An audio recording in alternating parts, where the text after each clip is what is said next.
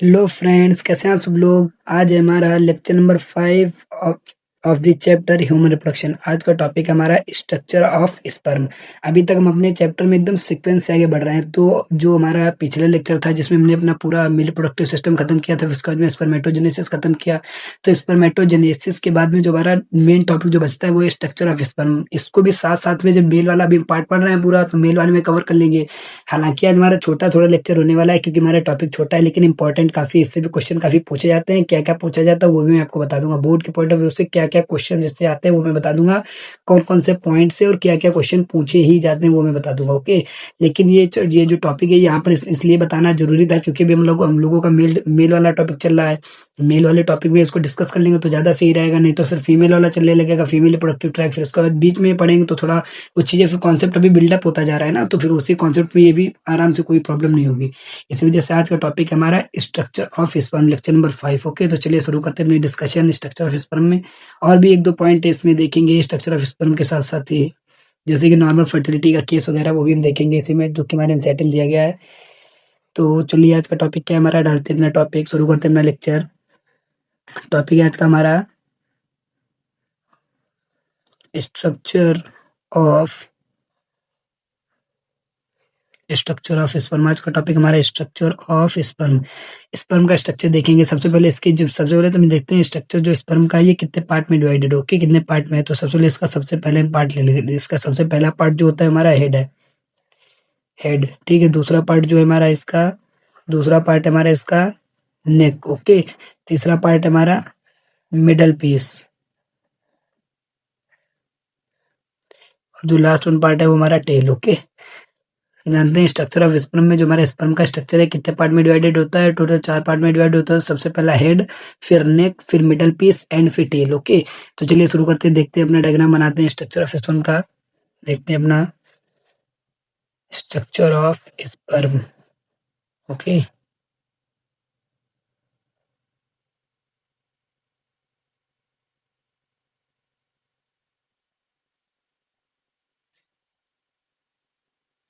ये क्या है, हमारा हेड बन गया, ये हमारा नेक बन गया, ओके। नेक के बाद में ये हमारी बन गई मिडल पीस, साथ ही साथ नेमिंग भी करते जा रहे हैं, बताते हुए जा रहे हैं। ये हमारी बन गई मिडल पीस, और मिडल पीस से ये हमारी बन गई टेल, ओके। ये बन गई हमारी टेल, ओके। तो ये हम थोड़ा ज़्यादा डायग्राम पे ध्यान मत देना, हमारा थोड़ा समझने के पर्सपेक्टिव से बना रहे हैं, लेकिन जो चीज़ें बता रहे हैं वो सब इसी के, मतलब जो पॉइंट ऑफ व्यू से जो इसके बहुत ज़्यादा इंपॉर्टेंट, वो सब चीज़ें बताते हुए चलेंगे। ये क्या है हमारा हेड, ये है हमारा हेड, ये क्या है हमारी नेक, और ये जो है हमारा क्या है मिडल पीस,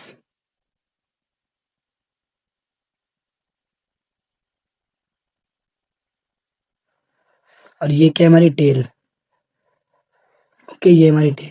अब हमें यहाँ पर बनाना है थोड़ा सा इंपॉर्टेंट चीज़। सबसे पहले हम देखते हैं जो हमारा हेड होता है इसमें क्या होता है, हमारा ऊपर की साइड में कैप लाइक स्ट्रक्चर प्रेजेंट होती है।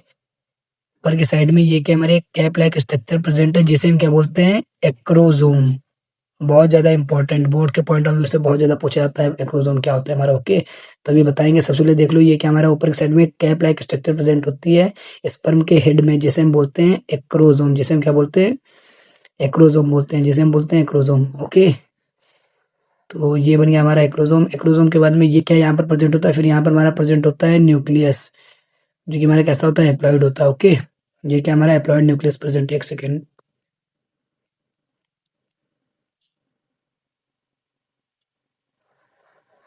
थोड़ा सा उसको अच्छे से बना लेते हैं ताकि अच्छे से समझने में आसानी रहे।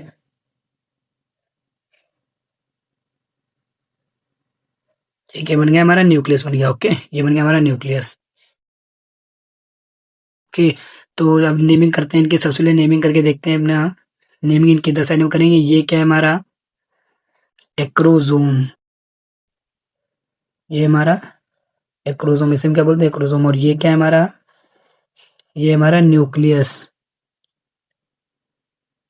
ये हमारा न्यूक्लियस, ओके। सबसे पहले हमने क्या देखा, हेड है, हेड के अंदर हमारे क्या प्रेजेंट है, 2 चीजें प्रेजेंट है, पहला एक्रोजोम, दूसरा न्यूक्लियस, ओके।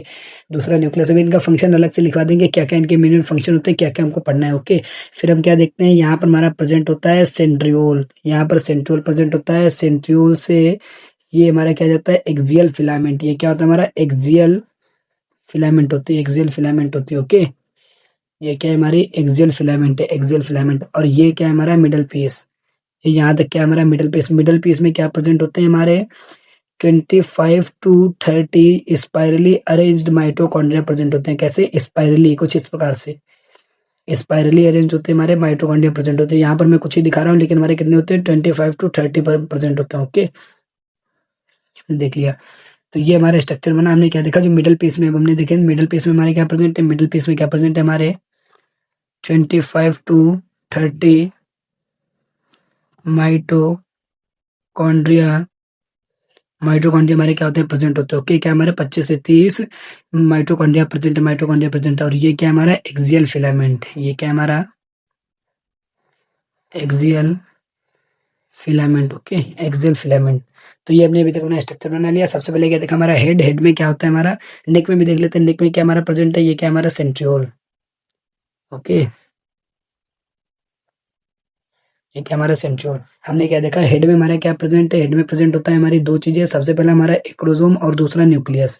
नेक में क्या प्रेजेंट होता है सेंट्रियोल। मिडल पीस में क्या प्रेजेंट होते हैं हमारे 25 से 30 माइटोकॉन्ड्रिया। एंड जो हमारी टेल होती है इसमें क्या प्रेजेंट होते हैं एक्सियल फिलामेंट। ओके, ये सारी चीजें हमको याद रखनी है। अब इनके एक एक करके फंक्शन देख लेते हैं, क्या क्या होता है, क्या क्या इंपॉर्टेंट हमको पढ़ना है। ओके, तो सबसे पहले हम यहाँ पर डालेंगे, सबसे पहले हम यहाँ पर पॉइंट बना के लिखेंगे। ऐसे करके नंबर डाल लेते हैं। सबसे पहले नंबर क्या लिखेंगे यहाँ पर, सबसे पहले हमको पढ़ना है एक्रोसोम क्या होता है। एक्रोसोम, एक्रोसोम क्या होता है, एक्रोसोम क्या लिखेंगे, सबसे पहले तो लिखेंगे it is the cap like structure, it is the cap like structure, it is the cap like structure which is present, which is present upper side of nucleus। जो हमारी क्या होती है कैप लाइक स्ट्रक्चर होती है, जो कि हमारी प्रेजेंट होती है अपर साइड ऑफ न्यूक्लियस। एंड इसका फंक्शन देखते हैं क्या होता है। नहीं, भी हमने देखा क्या होता है, हमारी कैप लाइक स्ट्रक्चर होती है जो कि अपर साइड में प्रेजेंट होती है। एंड क्या लिखेंगे, एंड इट इज फिल्ड। ये क्या होती है हमारी फील्ड होती है, इट इज फिल्ड विद, हमारी फील्ड होती है कुछ इंजाइम से। क्या लिखेंगे, it is filled with, it is filled with enzymes. हमारी फील्ड होती है एंजाइम से, जिन एंजाइम्स को हम क्या बोलते हैं स्पर्म लाइसेंस। क्या बोलते हैं, एक मिनट, जिन्हें हम क्या बोलते हैं स्पर्म लाइसेंस। क्या बोलते हैं sperm lysins. Okay, sperm lysins. हमने क्या बताया हमारा कैप लाइक, क्या लिखेंगे, it is the cap like structure which is present upper side of nucleus. And it है, एंड इट इज फील्ड, हमारी फील्ड होती है एंजाइम से, जिनको बोलते हैं स्पर्म लाइसेंस, जिनको बोलते हैं स्पर्म लाइसेंस। अब हम देखना मेन चीज क्या लिखेंगे यहाँ पर, जिनको बोलते हैं स्पर्म लाइसेंस। स्पर्म लाइसेंस बोलते हैं, क्या लिखेंगे, कलर चेंज कर दे थोड़ा सा, कोई दूसरा कलर लेते हैं। ओके, क्या लिखेंगे, जो क्या जिनको हम क्या बोलते हैं स्पर्म लाइसेंस, जो कि हमारे क्या करते हैं which is help in fertilization। याद रखना इसका मेन फंक्शन, यही मेन फंक्शन है। ओके, ये इसको मैं बॉक्स में बंद करके स्टार मार्क कर दे रहा हूँ। क्या होता है, सबसे पहले मेन हमको पढ़ना है एक्रोसोम क्या होता है। एक्रोसोम हमारा है तो हमारी बेसिक मतलब नॉलेज है, मतलब बेसिक जो हमने बताया क्या लिखा है, कैप लाइक स्ट्रक्चर होती है, प्रेजेंट होती है अपर side of nucleus. And field होती है हमारे एंजाइम्स से, जिनको बोलते हैं स्पर्म लाइसेंस, जो कि क्या करते हैं हमारे हेल्प करती है फर्टिलाइजेशन में। ओके, जो कि हमारे किसमें हेल्प करते हैं फर्टिलाइजेशन में। पहला पॉइंट हमारा ये हो गया। दूसरा हम देखते हैं यहाँ पर, दूसरा हमको क्या पढ़ना है, दूसरा हमको देखना है थोड़ा माइटोकॉन्ड्रिया के बारे में देख लेते हैं। क्या लिखेंगे, क्या लिखेंगे, ऐसे करके लिख सकते हैं कि स्पर्म, हाँ ऐसे लिखेंगे sperm has 25 to 30 spirally arranged, spirally arranged mitochondria। क्या लिखेंगे, sperm has 25 to 30 spirally arranged mitochondria is present, is present in the middle piece, middle piece, जो कि क्या करते हैं हमारे, जो कि क्या करते हैं which is help in motility of sperm. Okay, इसका हमको क्या रखना है, क्या हमने बताया जो हमारा मिडल पीस होता है उसमें क्या होते हैं हमारे 25 से 30 स्पाइरली अरेंज्ड माइटोकॉन्ड्रिया प्रेजेंट होते हैं, जो कि क्या करते हैं हमारे हेल्प करते हैं किसमें, मोटिलिटी ऑफ स्पर्म, स्पर्म के मोटिलिटी में हेल्प करते हैं। मोटिलिटी यानी कि स्पर्म जो नहीं बहुत हमारा स्पर्म भागता है उसके मतलब मोटिलिटी में उसके चलने फिरने में हेल्प करता है कौन, ये हमारे जो ये जो हमारे 25 से 30 इसमें मतलब माइटोकॉन्ड्रिया प्रेजेंट होते हैं, क्या करते हैं इसको एनर्जी प्रोवाइड करते हैं, जिससे क्या होता है स्पर्म की मोटिलिटी में हेल्प हो जाती है। ओके, ये हमने देख लिया दूसरा पॉइंट। एंड तीसरा पॉइंट यहाँ पर अपना लिखेंगे, तीसरा हम थोड़ा लिख सकते हैं एक्सियल फिलामेंट के बारे में। एक्सियल फिलामेंट, एक्सियल फिलामेंट के बारे में क्या लिखेंगे, एक्सियल फिलामेंट के बारे में तो ये लिख सकते हैं कि ये हमारा क्या होता है, हेल्प करता है मूवमेंट में, it help in movement of sperm, ये हमारे स्पर्म के मूवमेंट में हेल्प करता है। तो यही था हमारा, अभी तक हमने क्या देख लिया, structure of sperm. Structure of sperm हमने देखा जो हमारा स्पर्म होता है, स्पर्म का स्ट्रक्चर सबसे पहले देखा, स्पर्म हमारा डिवाइडेड होता है 4 पार्ट में, सबसे पहला हेड, दूसरा नेक, मिडल पीस एंड टेल। हमने हेड में क्या देखा, हेड में हमारे 2 चीजें प्रेजेंट होती हैं, एक्रोजोम जो कि हमारी कैप लाइक स्ट्रक्चर होती है, जो कि हमारे एंजाइम से फिल्ड होती है, जिनको बोलते हैं स्पर्म लाइसेंस, जो कि हेल्प करते हैं हमारे किसमें, जो कि हमारे किसमें हेल्प करते हैं, हमारे जो हमारा क्रोमोसोम जो स्पर्म लाइसेंस होते हैं हमारे हेल्प करते हैं फर्टिलाइजेशन में। ये हो गया हमारा न्यूक्लियस। एंड ये हमारा सेंट्रियोल, हमने मिडिल पीस में देखा 25 टू 30 माइटोकॉन्ड्रिया प्रेजेंट होते हैं स्पाइरली अरेंज, जो कि एनर्जी प्रोवाइड करते हैं फॉर द मोटिलिटी। ओके, ये हमारी एक्सियल फिलामेंट हो गई जो कि हमारी मूवमेंट में स्पर्म की हेल्प करती है। तो सभी पॉइंट हमने लिख लिए अपना अच्छे से। अभी हमें यहाँ पर एक चीज देखनी है, थोड़ा सा एक नॉर्मल फर्टिलिटी का केस दिया गया एनसीईआरटी में, भी डिस्कस करते हैं। क्या लिखेंगे, एक केस यहाँ पर दिया गया, केस डिस्कस करते हैं।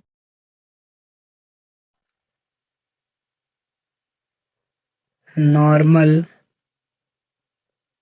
Forty normal fertility case, normal fertility का केस क्या होता है, जो हमारे एनसीईआरटी में भी ये जो केस है नॉर्मल, ये जो फर्टिलिटी वाला टॉपिक है, जो हमारा नेक्स्ट चैप्टर आएगा रिप्रोडक्टिव हेल्थ, उसमें डिटेल में बताया गया फर्टिलिटी के बारे में, कैसे कैसे हम मतलब जो अनफर्टाइल कपल है उनको हम कैसे कैसे हेल्प कर सकते हैं उनकी, वो सब अपने नेक्स्ट चैप्टर में देखेंगे। थोड़ा सा यहाँ पर बस एनसीईआरटी ने यहाँ पर इस पॉइंट को बस छू के एनसीईआरटी निकल गई है, फर्टिलिटी के बारे में थोड़ा सा बताया, नॉर्मल फर्टिलिटी का केस एनसीईआरटी ने बताया है। क्या बताया यहाँ पर, एनसीईआरटी ने बताया है कि during one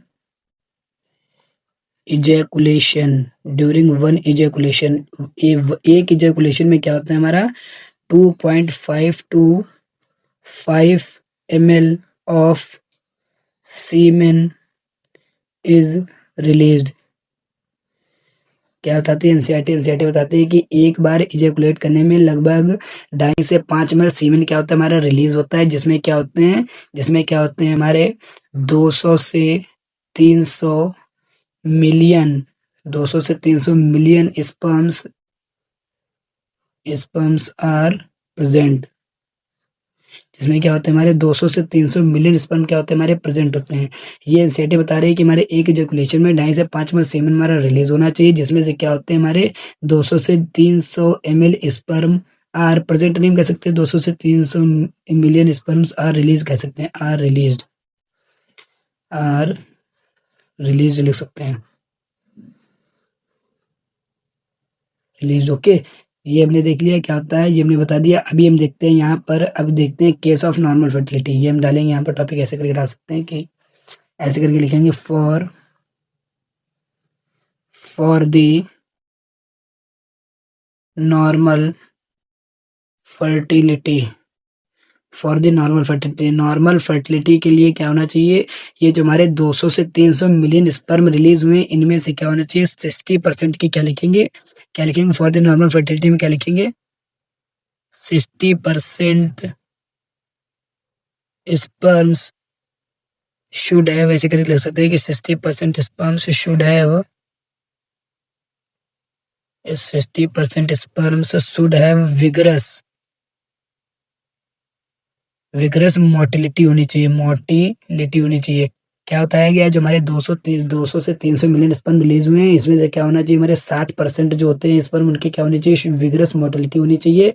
and out of which and out of which in 60% में से, इसीलिए बताया गया आउट ऑफ विच। याद रखना ये जो हमारे, ये मत समझ लेना कि हमारे 200 से 300 मिलियन स्पर्म में उसमें से 60% की नॉर्मल विग्रस मोटिलिटी होनी चाहिए एंड 40% ये वाला नहीं है। 40% मैं जो लिखने जा रहा हूँ वो 60% का 40%। ओके, कंफ्यूज मत होना। क्या कह रहा है कि 60% जो है उनकी क्या होनी चाहिए, विग्रस मोटिलिटी होनी चाहिए एंड आउट ऑफ विच इनमें से क्या होनी, जो 60% में से 40%, जो हमारे 40% होंगे आउट ऑफ विच, इसमें से क्या लिखेंगे 40%। 40% है 40%, या फिर ऐसे, हाँ ऐसे लिखते हैं 40% शुड हैव 40% शुड हैव 40% की क्या होनी चाहिए हमारी, मतलब ये हमने बताया विग्रेस मोटिलिटी होनी, नहीं नहीं सॉरी, थोड़ा सा यहाँ पर गड़बड़ हो गया। 60% जो हमारे स्पर्म है उनकी क्या होनी चाहिए, नॉर्मल शेप एंड साइज होनी चाहिए। सॉरी सॉरी, क्या लिख सकते हैं, 60% sperm should have normal shape and size होना चाहिए। 60% जो उनकी नॉर्मल शेप एंड साइज होनी चाहिए and out of which 40% should have vigorous vigorous motility होनी चाहिए, विगरस मोटिलिटी होनी चाहिए। ओके, तो ये था हमारा नॉर्मल फर्टिलिटी का केस। एनसीईआरटी बताती है कि ड्यूरिंग वन इजैकुलेशन में, एक इजैकुलेशन में, एनसीईआरटी बताती है कि ड्यूरिंग वन इजैकुलेशन में, एक इजैकुलेशन में क्या होना चाहिए, एक इजैकुलेशन में 2.5 से 5 मिनट सीमेन हमारा रिलीज होना चाहिए, जिसमें क्या होना चाहिए, 200 से 300 मिलियन स्पर्म रिलीज होनी चाहिए एंड इन 200 से 300 मिलियन स्पर्म में क्या होना चाहिए, 60% की नॉर्मल शेप एंड साइज होनी चाहिए। और इन 60% में से याद रखना, ये जो हमारा 40% लिखा है ये इस 60% का हमने बताया, इसलिए लिखा out of which 40% vigorous motility होनी चाहिए। ओके, 40% की विग्रस मोटिलिटी होनी चाहिए, तभी क्या होगा, कोई भी इंसान फर्टाइल कहा जाएगा। ओके, तो हमारा नॉर्मल फर्टिलिटी का केस हो गया। अभी हम देखते हैं, थोड़ा सा एक पॉइंट और बताना था, देख लेते हैं, अपना डिस्कस कर लेते हैं थोड़ा सा। जैसे कि कल मैंने बताया था कि क्या होता है, जो हमारा हाइपोथैलेमस होता है, जो हमारा हाइपोथैलेमस है, हाइपोथैलेमस क्या रिलीज करता है, हाइपोथैलेमस हमारा रिलीज करता है GnRH, यानी कि गोनेडोट्रोफिन रिलीजिंग हार्मोन। यही क्या करता है, हमारा एक्ट करता है इंटीरियर पिट्यूटरी पर। क्या करता है, हमारा एक्ट करता है इंटीरियर पिट्यूटरी पर, इंटीरियर पिट्यूटरी पर, और एक्ट करके इंटीरियर पिट्यूटरी पर एक्ट करके दो हार्मोन रिलीज कराता है। सबसे पहला तो हो गया हमारा LH, दूसरा हो गया हमारा FSH। LH क्या होता है हमारा, LH होता है हमारा ल्यूटिनाइजिंग हार्मोन। एक मिनट, कलर बड़ा बेकार है, कलर थोड़ा चेंज करते हैं, ये कलर रखते हैं अपना। क्या लिखें, LH क्या होता है हमारा, ल्यूटी ल्यूटिनाइजिंग ल्यूटिनाइजिंग हार्मोन होता है। FSH क्या होता है हमारा, follicle stimulating hormone, follicle stimulating hormone होता है। ओके, ये हमने देख लिया। अब हम देखते हैं LH क्या होता है। LH का थोड़ा सा हमको याद रखना है। LH क्या करता है हमारा, सिंपल समझो, हाइपोथैलेमस से हमारा हाइपोथैलेमस ने रिलीज करा है GnRH को, यानी कि गोनाडोट्रोफिन रिलीजिंग हार्मोन, जिसने हमारा इंटीरियर पिट्यूटरी पर एक्ट किया और दो हार्मोन रिलीज करा है, LH एंड FSH। अब ये LH जो है हमारा एक्ट करता है, सिंपल, ये जो LH है, ये जो LH है हमारा एक्ट करता है, किस पर एक्ट करता है, हमारा एक्ट करता है लीडिंग सेल्स पर, एक्ट करता है हमारा लीडिंग सेल्स पर, ये हमारा एक्ट करता है लीडिंग सेल्स पर, या फिर इन्हीं को बोलते हैं इंटरस्टिशियल सेल्स। इंटरस्टिशियल सेल्स पर एक्ट करता है, इंटरस्टिशियल सेल्स पर हमारा एक्ट करता है, ये हमारा इंटरस्टिशियल सेल्स पर एक्ट करता है। जो हमारा FSH होता है ये किस पर एक्ट करता है, हमारा सर्टोली सेल पर एक्ट करता है, ये एक्ट करता है सर्टोली सेल पर। ओके, हमने क्या देखा, LH जो होता है हमारा, LH ये जो लीडिंग सेल्स पर एक्ट करता है, LH लीडिंग सेल्स पर एक्ट करके क्या रिलीज कराता है एंड्रोजन, एंड्रोजन। ओके, रिलीज करता है एंड्रोजन, या फिर हम लिखेंगे टेस्टोस्टेरोन, टेस्टोस्टेरोन। ओके, अब ये जो हमारा सर्टोली सेल पर एक्ट करा के क्या रिलीज कराता है हमारा, SMF रिलीज कराता है। ओके, बस यही था हमारा। SMF क्या होता है हमारा, लिख लेंगे एक बार फिर से, स्पर्म मैच्योरेशन फैक्टर। ओके, ये था, ये हमको थोड़ा-सा यहाँ पर समझाना था। सिंपल एक बार फिर से मैं रिकैप करा रहा हूँ। जो हमारा हाइपोथैलेमस होता है, जीएनआरएच को रिलीज़ करता है, एंटीरियर पिट्यूटरी एक्ट करके 2 हार्मोन रिलीज़ कराता है, एलएच एंड एफएसएच। एलएच यानी कि ल्यूटेनाइजिंग हार्मोन, एफएसएच यानी कि फॉलिकल स्टिमुलेटिंग हार्मोन। एलएच ने क्या किया, हमारा लेडिंग सेल्स पर इसने क्या किया, लेडिंग सेल्स पर एक्ट किया और रिलीज़ कराया एंड्रोजन को या फिर हम कह सकते हैं टेस्टोस्टेरोन को। इसने हमारा सर्टोली सेल पर एक्ट किया और रिलीज़ कराया एसएमएफ यानी कि स्पर्म मैच्योरेशन फैक्टर, जो कि क्या कराता है हमारा स्पर्मिएशन यानी कि formation of sperm from the spermatid. बताया था कल, जो हमारा स्पर्मेटोजेनेसिस प्रोसेस थे पूरी उसमें समझाया था। तो यही था आज का लेक्चर हमारा, काफ़ी मतलब छोटा लेक्चर हुआ, क्योंकि इसको बताना यहाँ पर ज़रूरी था, क्योंकि अगर हम यहाँ पर इसको नहीं बताते तो फिर ये टॉपिक हमारा छोटा रहता। बाद में ये हमारा कवर नहीं होता, बाद में जो इसको कवर करने की कोशिश करते हो, फिर हमारा जो होता है मतलब सीक्वेंस से हम लोग अपने भटक जाते हैं ना। लेकिन हम लोगों को अपना सीक्वेंस मेंटेन रखना है, जैसे-जैसे चैप्टर में आगे बढ़ते जाएँगे, मतलब ऐसे चैप्टर में आगे बढ़ना है, जैसे इंट्रोडक्शन बताया था ना कि वन बाय वन चीज़ों में आगे बढ़ते जाएँगे। तो जैसे-जैसे आगे बढ़ते चले जाना है, पीछे की चीज़ें हमको रिलेट होनी चाहिए। ये नहीं आज कुछ और बता दिया, कल कुछ और बता दिया, पीछे का इंट्रोडक्टिव वीडियो मुझे रिलेट ही नहीं हो पा रहा। मेन लेक्चर तो इंट्रोडक्टिव वीडियो होता है ना, जिसमें इंट्रोडक्शन से पूरा हमको चैप्टर के बारे में पता चल जाए, हम चैप्टर में आखिर पढ़ने क्या वाले हैं, वही तो मतलब होता है इंट्रोडक्शन। इंट्रोडक्शन का मतलब यही हुआ। तो इंट्रोडक्शन में क्या होता है, इंट्रोडक्शन में चलिए हमने देख लिया था अपना क्या-क्या हम चैप्टर में कैसे-कैसे आगे बढ़ने वाले हैं, तो उसी हिसाब से हम चैप्टर में आगे बढ़ रहे हैं। अब जो हमारा नेक्स्ट लेक्चर आएगा, लेक्चर नंबर 6, जो हमारा नेक्स्ट लेक्चर कल आएगा, उसमें हम अपना फीमेल रिप्रोडक्टिव पार्ट के बारे में समझेंगे पूरा डिटेल में, ओके। फिर हम फीमेल रिप्रोडक्टिव पार्ट के बारे में फिर से समझेंगे कि फीमेल में कैसे गैमेट बनता है, फिर मेंस्ट्रुअल साइकिल, ऐसे ही धीरे-धीरे चैप्टर में आगे बढ़ते चले जाएँगे। तो यही था आज का लेक्चर हमारा। अगर आपको वीडियो इन्फॉर्मेटिव लगे तो आप चैनल को सब्सक्राइब कर सकते हैं, वीडियो को लाइक कर सकते हैं। आपको इस चैनल पर इसी प्रकार की इन्फॉर्मेटिव वीडियोज़ आपको मिलती रहेंगी। Okay, thank you.